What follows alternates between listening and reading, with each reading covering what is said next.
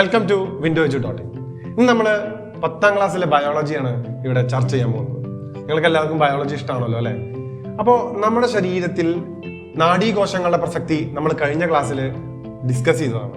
അപ്പോൾ നാഡീകോശങ്ങളാണ് നാഡീവ്യവസ്ഥ ഉണ്ടാക്കുന്നത് എന്നൊക്കെ നമ്മൾ പറഞ്ഞു. ഒരുപാട് നാഡീകോശങ്ങൾ ചേർന്നിട്ടാണ് നാഡീവ്യവസ്ഥ ഉണ്ടാവുന്നത്. നാഡീവ്യവസ്ഥയെ നമ്മൾ ഡിവൈഡ് ചെയ്തിട്ടുണ്ട്, ഇതൊക്കെ നമ്മൾ പറഞ്ഞു.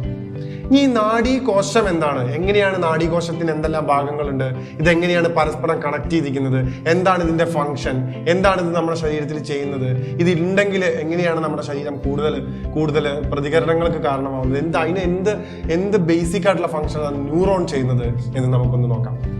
ഓക്കെ, അപ്പൊ നിങ്ങളിവിടെ കാണുന്നുണ്ടാവും ന്യൂറോണിന്റെ ഒരു ഫോട്ടോ.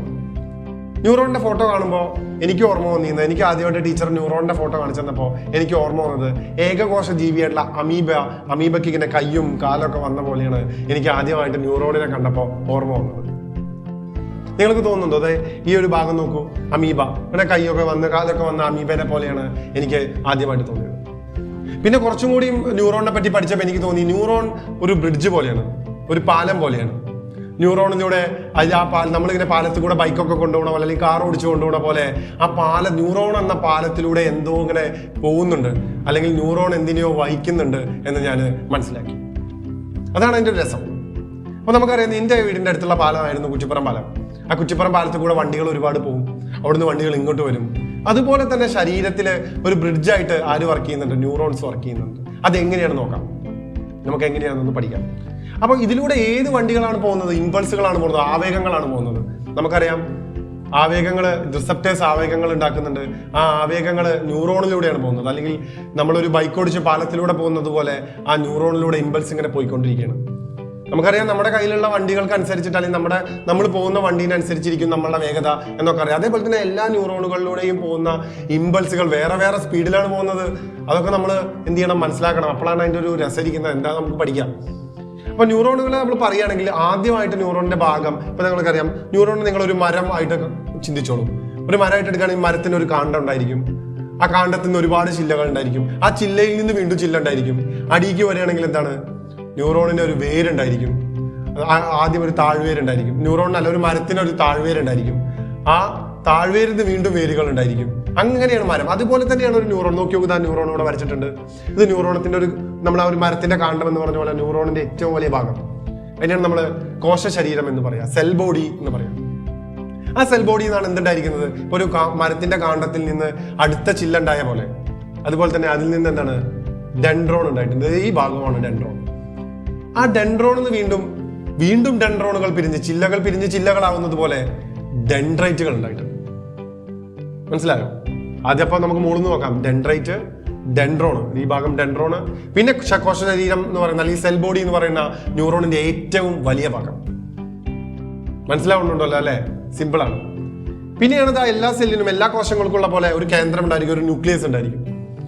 ആ ന്യൂക്ലിയസിന് ചുറ്റും, ന്യൂക്ലിയസിനെ കേന്ദ്രമാക്കി കറങ്ങിക്കൊണ്ടിരിക്കുന്ന കോശാംഗങ്ങൾ ഉണ്ടായിരിക്കും. കോശത്തിലെ അംഗങ്ങൾ, കോശത്തിലെ ബാക്കിയുള്ള മൈറ്റോകോൺട്രിയ, എൻഡോപ്ലാസ്മിക് റെറ്റിക്കുലം, അങ്ങനെയൊക്കെയുള്ള ഭാഗങ്ങൾ ഉണ്ടായിരിക്കും. പിന്നെയാണ് നമ്മളെ കാണ്ഡത്തിൽ നിന്ന് അടിഭാഗത്ത് നിന്ന് വേര് പോകുന്നത് പോലെ ഇവിടെ ഒരു ആക്സോൺ എന്ന് പറയുന്ന വലിയൊരു തന്തു ഉണ്ടാവുന്നുണ്ട്. നിങ്ങൾ കാണുന്നില്ലേ? ആക്സോൺ. ഈ വേര് നമ്മൾ പറഞ്ഞു, താഴ്വേര് വീണ്ടും പിരിയും. താഴ്വേര് വീണ്ടും പിരിഞ്ഞിട്ട് എന്തായി മാറും? അടുത്ത ചെറിയ ചെറിയ വേരുകളായി മാറും. അതേപോലെ ഈ ആക്സോൺ വീണ്ടും പിരിഞ്ഞ് ആക്സോണൈറ്റ് ആയി മാറും. ആക്സോണൈറ്റിൽ നിന്റെ ഏറ്റവും അവസാനത്തെ ഭാഗത്ത് സിനാപ്റ്റിക് നോബുകൾ ഉണ്ടായിരിക്കും. ഈ ഭാഗമാണ് സിനാപ്റ്റിക് നോബ്. അപ്പൊ നമുക്കൊന്ന് പറയാം. ആദ്യം ഡെൻഡ്രൈറ്റ്, പിന്നെ ഡെൻഡ്രോൺ, പിന്നെ കോശ ശരീരം അഥവാ സെൽ ബോഡി, പിന്നെ ഒരു ന്യൂക്ലിയസ്, ആക്സോണൈറ്റ് ആൻഡ് സിനാപ്റ്റിക് നോബ്. അപ്പൊ ഈ സിനാപ്റ്റിക് നോബിലായിരിക്കും അടുത്ത ഡെൻഡ്രൈറ്റ് കണക്ട് ചെയ്യുക. അപ്പൊ എന്താ ഡെൻഡ്രൈറ്റ് എന്ന് പറഞ്ഞാല് ഡെൻഡ്രോണിൽ നിന്ന് ഉണ്ടാവുന്ന ചെറിയ തന്തുക്കളാണ്. ഡെൻഡ്രോൺ ഉണ്ടാവുന്നത് കോശ ശരീരത്തിൽ നിന്നാണ്. കോശ ശരീരത്തിൽ നിന്ന് ഡെൻഡ്രോൺ ഉണ്ടാവുന്നു, പിന്നീട് ഡെൻഡ്രൈറ്റ് ഉണ്ടാവുന്നു. ഈ ഡെൻഡ്രൈറ്റുകൾ കണക്ട് ചെയ്യുന്നത് ഏറ്റവും അവസാനത്തെ, ഇതിന്റെ മുകളിൽ അടുത്ത ന്യൂറോൺ ഉണ്ടായിരിക്കും, ഇതിന്റെ അടിയിൽ അടുത്ത ന്യൂറോൺ ഉണ്ടായിരിക്കും. അപ്പോ ഡെൻഡ്രൈറ്റ് കണക്ട് ചെയ്യുന്നത് സിനാപ്റ്റിക് നോബിൻ കഴിഞ്ഞിട്ടുള്ള സിനാപ്റ്റിക് സ്പേസ് എന്ന് പറഞ്ഞൊരു ഭാഗമുണ്ട്, അവിടേക്കാണ്. സിനാപ്റ്റിക് സ്പേസിലും സിനാപ്റ്റിക് നോബ് കഴിഞ്ഞാൽ അടുത്ത ഭാഗം അടുത്ത ന്യൂറോണിന്റെ ഡെൻഡ്രൈറ്റ് ആയിരിക്കും. ഇങ്ങനെയാണ് ആ ഇമ്പൾസ് അല്ലെങ്കിൽ ആ ആവേഗം ഇങ്ങനെ പാസ് ചെയ്യുന്നത്. അപ്പൊ ഞാൻ പറഞ്ഞു ഓരോ ആവേഗങ്ങൾക്കും ഓരോ വേഗതയാണ്. അല്ല, ന്യൂറോണിലൂടെ സഞ്ചരിക്കുന്ന ആവേഗങ്ങളുടെ വേഗതയിൽ വ്യത്യാസമുണ്ട്. അതിന് ആരാണ് നോക്കുന്നത്? ഇപ്പൊ ഞാൻ പറഞ്ഞു, നമ്മൾ സൂപ്പർ ബൈക്കിലാണ് പോകുന്നത് വെച്ചാൽ നമ്മുടെ വേഗത കൂടുതലായിരിക്കും. ഒരു സാധാ ബൈക്കിലാണെങ്കിൽ അത്ര സ്പീഡ് ഉണ്ടായിരിക്കില്ല. സോ ഈ ആക്സോണിലൂടെ, ഈ ഒരു പാലത്തിന്റെ ആക്സോണിലൂടെ ഇങ്ങനെ കടന്നു പോകുന്ന ഇമ്പൾസുകളുടെ വേഗത കൂട്ടുന്നത് മൈലിൻ ഷീത്തുകളാണ്. മൈലിൻ ഷീത്ത് വന്നാൽ അത് സൂപ്പർ ബൈക്കിൽ പോകുന്ന ആവേഗങ്ങളാണ് എന്ന് ഓർത്ത് വെച്ചാൽ മതി. മൈലിൻ ഷീത്തുള്ള ന്യൂറോണുകളിലൂടെയുള്ള ആവേഗങ്ങളുടെ പ്രസരണ വേഗത വളരെ കൂടുതലായിരിക്കും. അത് വളരെ സ്പീഡിലായിരിക്കും. മനസ്സിലാവുന്നുണ്ടല്ലോ അല്ലേ? അപ്പൊ നോക്കൂ, ശരീരത്തിലെ ഏറ്റവും നീളം കൂടിയ കോശങ്ങളാണ് ന്യൂറോണുകൾ. അതുപോലെ തന്നെ ശരീരത്തിൽ ഏറ്റവും ആയുസ്സുള്ള കോശങ്ങളും ന്യൂറോണുകൾ തന്നെയാണ്. നിങ്ങൾ മനസ്സിലാവുന്നുണ്ടല്ലോ അല്ലെ? സിമ്പിൾ ആണല്ലോ അല്ലെ? ഒരു പാലത്തെ ആലോചിച്ചാൽ മതി. പാലത്തിലൂടെ എന്താ പോകുന്നത്? ഇമ്പൾസുകളാണ് പോകുന്നത്.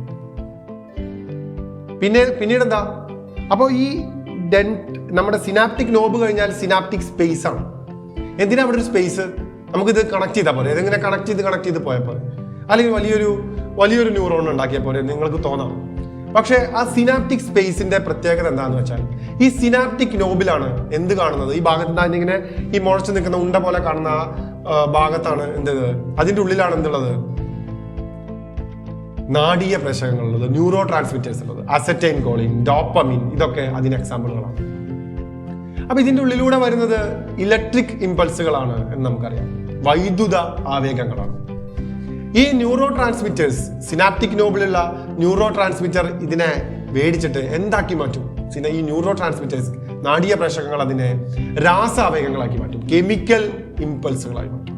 ഈ കെമിക്കൽ ഇമ്പൾസുകളായിട്ടുള്ള ഇതാണ് നമ്മുടെ സിനാപ്റ്റിക് സ്പേസിൽ, സിനാപ്റ്റിക് വിടവിലൂടെ പോയിട്ട് അടുത്ത ഡെൻഡ്രൈറ്റിലേക്ക് കണക്ട് ചെയ്യുന്നു.